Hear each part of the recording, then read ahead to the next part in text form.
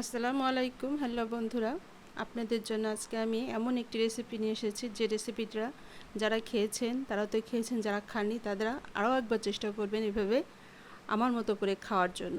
তাহলে এইভাবে যদি আপনারা খান তাহলে কখনোই কিন্তু চিংড়ি মাছ যারা না খান তারাও খেতে চাইবেন। এখন চলে যাচ্ছি মূল প্রসেসিংয়ে। আমি এখানে ছোট চিংড়ি মাছ নিয়ে নিয়েছি। চিংড়ি মাছগুলো আমি এভাবে ব্লেন্ডারে পেস্ট করে নিয়েছি। এখন এই চিংড়ি মাছের যে জিনিসটা আমি তৈরি করতে যাচ্ছি সেটি তৈরি করার জন্য আমি এখানে মসুরির ডাল নিয়েছি। আপনারা চাইলে আপনাদের পছন্দ মতো ডাল নিয়ে নিতে পারেন। আমি এখানে 2 টেবিল চামচ পরিমাণে মসুরির ডাল বাটা এখানে নিয়েছি। আর ডালটি অবশ্যই আমি আগে থেকে ভিজিয়ে তারপরে বেটে নিয়েছি। আর এখানে ঝাল আমি কুচিয়ে দেইনি, হালকা করে শিলপাটায় বেটে নিয়েছি। এখন এখানে সবগুলো ঝাল আমি এখানে দেবো না, আমি এখানে 1.5 চামচ পরিমাণে দিলাম। আমার এখানে রসুন আর জিরা একসাথে বাটা ছিল তাই দিয়ে দিলাম 1 চামচ, আদা বাটা দিয়ে দিচ্ছি 1/2 চামচ। এখন এখানে দিয়ে দিচ্ছি স্বাদ মতো লবণ। আর লবণটা অবশ্যই আপনারা একটু কম করে দেওয়ার চেষ্টা করবেন, যেহেতু এটি চিংড়ি মাছের চপ বানাবো আমি।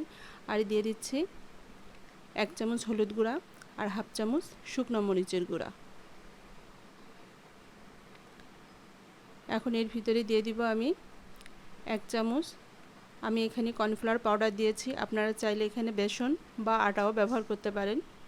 এখন আমি এটি হাতের সাহায্যে সুন্দর করে মাখিয়ে নিব। আমরা অনেকেই আছে চিংড়ি মাছ পছন্দ করি, কিন্তু চিংড়ি মাছ খেতে অনেকভাবে খাই, কিন্তু দেখা যাচ্ছে এইভাবে অনেক সময় খায়নি, কিন্তু এইভাবে খেয়ে দেখতে পারেন। আবার অনেকে খেতে পছন্দ করি কিন্তু নিজেদের শরীরের অনেক সমস্যার জন্য খেতে পারি না, কিন্তু আমি আপনাদেরকে বলবো আপনারা এইভাবে একটু খেয়ে দেখতে পারেন। গরম ভাত, খিচুড়ি এগুলোর সাথে খেতে কিন্তু এটি একদম আপনার মাংসের যে চপ সে চপের থেকে কোনো অংশে কিন্তু কম না। এখন এটি ভাজার জন্য আমি এখানে রুটি বানানোর জন্য যে তাওয়া আমরা বলি সেই তাওয়াটা নিয়ে নিয়েছি। আমি এখানে কড়াইতে ভাজবো না, আর এখানে আমি বেশি তেলে ভাজবো না, অল্প করে তেল দিয়ে তবে আমি এটা ভাজবো কাবাবের মতো করে। আমি তেলটা আমি চারিপাশ থেকে ছড়িয়ে এভাবে গরম করার জন্য অপেক্ষা করছি। যখন গরম হয়ে যাবে তখন আমি এভাবে একে একে হাতের সাহায্যে সুন্দর করে শেপ করে আমি দিয়ে দেবো। আপনারা আপনাদের পছন্দ মতো করে শেপ করে দিতে পারেন, ছোট বড়।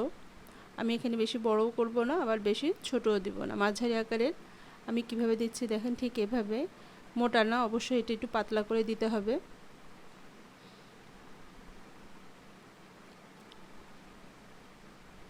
তেলটা যখন সামান্য একটু গরম হয়েছে আমি কিন্তু সেই পর্যায়েতে কিন্তু এগুলো দিয়ে দিচ্ছি। আর এটি খেতে হবে কিন্তু অবশ্যই একটু গরম গরম খেতে হবে। আপনি শুধুও খেতে পারেন, খিচুড়ি বা পোলাওর সাথেও খেতে পারবেন।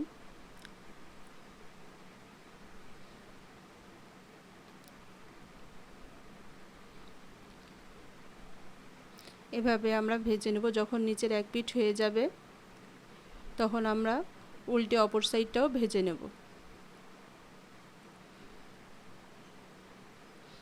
তেমন কোনো কিছু কিন্তু এখানে ব্যবহার করি না, আমরা ঘরে থাকা উপকরণ দিয়েই কিন্তু আমরা এই কাবাবটা তৈরি করে নিতে পারি। চিংড়ি মাছের কাবাব বলেন, চিংড়ি মাছের বড়া বলেন, যেটি বলেন, কিন্তু এটি যখন ভাজবে তখন একদম কাবাবের মতনই মনে হবে।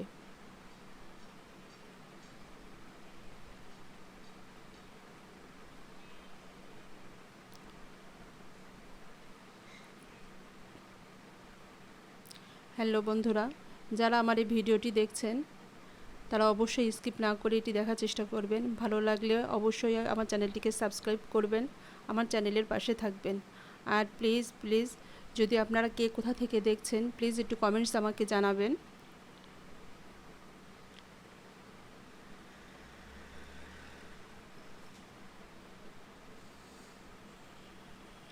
আমার এক পিঠ হয়ে গেছে, আমি কিন্তু এভাবে আর এক পিঠ উল্টে দিচ্ছি।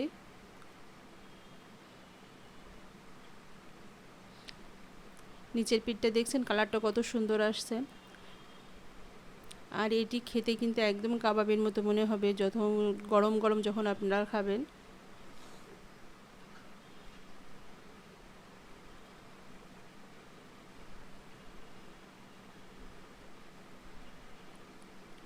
একটি ভিডিও তৈরি করতে গেলে কিন্তু আমাদের অনেক পরিশ্রম করতে হয়।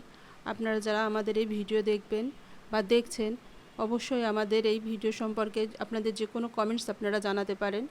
আমার এই চ্যানেলে আপনারা জানাবেন, আমি চেষ্টা করব আপনাদের সকল কমেন্টসের রিপ্লাই দেওয়ার জন্য।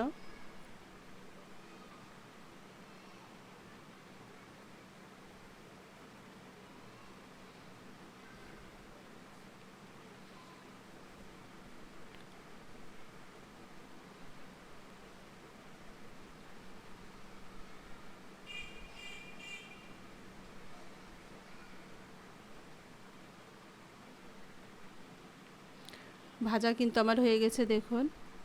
এখন আমি এগুলো তুলে নেব। দেখতেই পাচ্ছেন কালারটা কত সুন্দর আসছে, আর একদম কিন্তু মুচমুচে হয়েছে। এটি না খেলে বুঝবেন না যে এটি কতটা মজাদার হয়েছে। আমি কিন্তু এখন এগুলো একে একে তুলে নিচ্ছি। তৈরি হয়ে গেল আমার চিংড়ি মাছের বড়া বা চিংড়ি মাছের কাবাব। এভাবে আপনারা বাসাতে ট্রাই করবেন আর আমার চ্যানেলের পাশে থাকবেন। আবার আপনাদের সাথে দেখা হবে নতুন কোনো রেসিপিতে। এ পর্যন্ত আল্লাহ হাফেজ।